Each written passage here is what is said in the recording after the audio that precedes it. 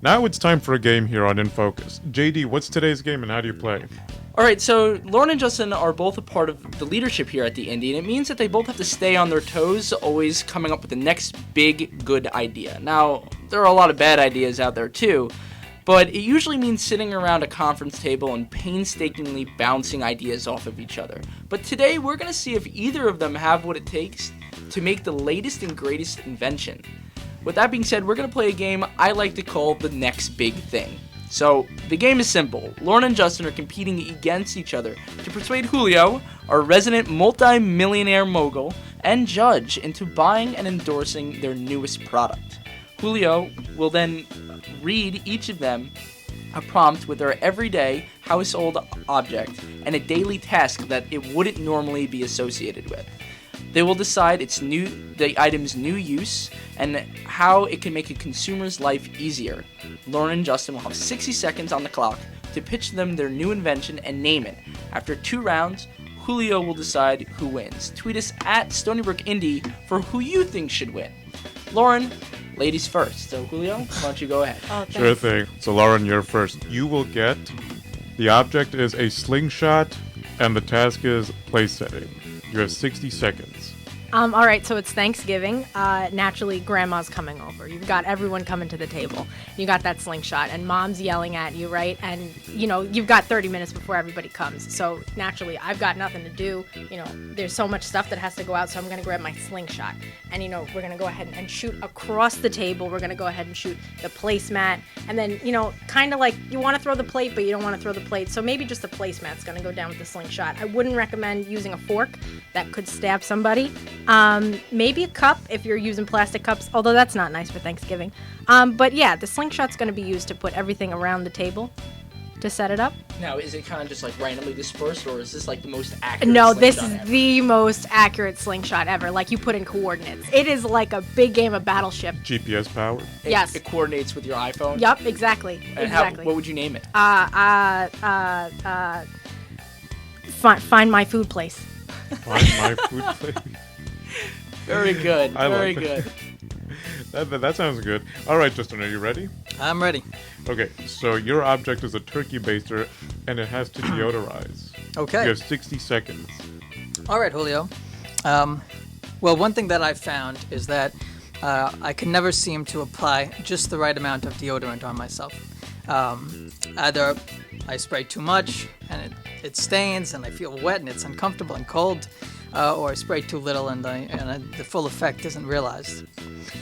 So a turkey baster, right, a small one, is going to give you exactly the right amount of deodorant, right? So just a quick spray. It's easy too. You don't have to worry about spraying all up and down. Does it make Just a sound, quick- or is it silent? No, it would probably be silent. Could I How many use it in the turkey gym, basters I'm are- saying? Oh, could you use it in the gym? Yeah, well, it'll be annoying. Oh, sure, it'll in be the like, locker room. Sure. No, I imagine this being a big college football kind of thing. This is like a little stocking stuffer as well. And is it refillable, or is it just one of those, like, one time, just... Oh no, it would definitely. You just pop the cap off.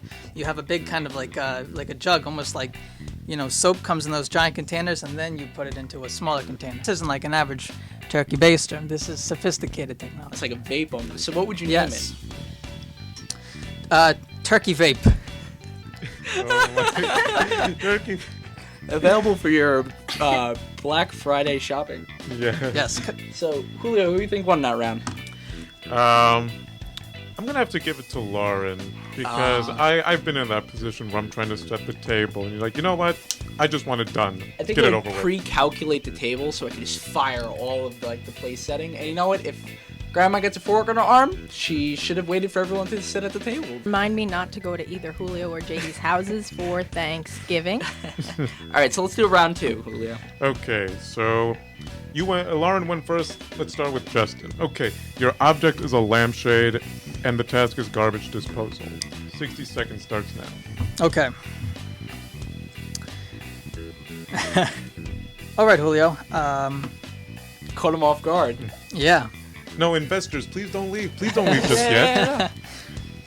All right. Well, one thing that I've noticed when taking down garbage, I have to walk down a hill. What can happen from time to time is that I fill up the garbage bag a little too much, and I end up tripping or falling. And I can't get up. So think of a lampshade now as a perfect portion of garbage that is perfectly carryable. It's not a word, but carryable. You put whatever junk you have into it. It's sealed off at the bottom, and then you just carry it down. So you no longer worry you have to lower back pains or anything like that while carrying your garbage down. This is portion control for garbage. It's like a safety feature. This one's going to be called the trash lamp. Okay, the trash lamp. Trash lamp.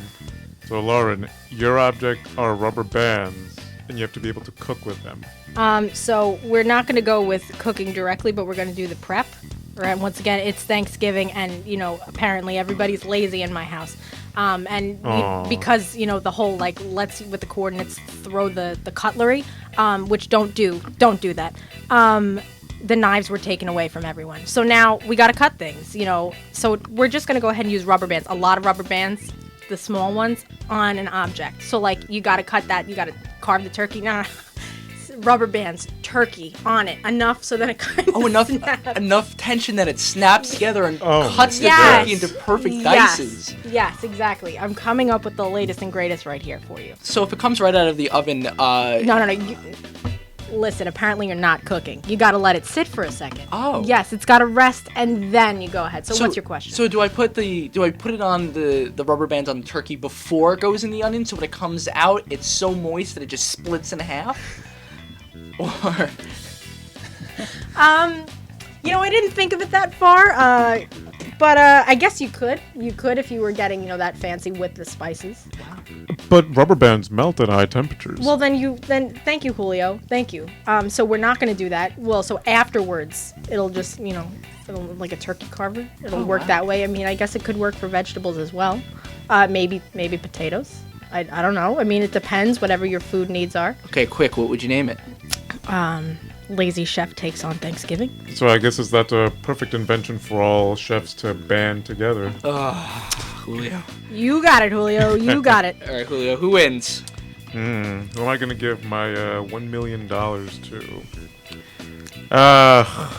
This is hard. They give it to Lauren. There you go. This is why they put me in charge. Congrats, Lauren.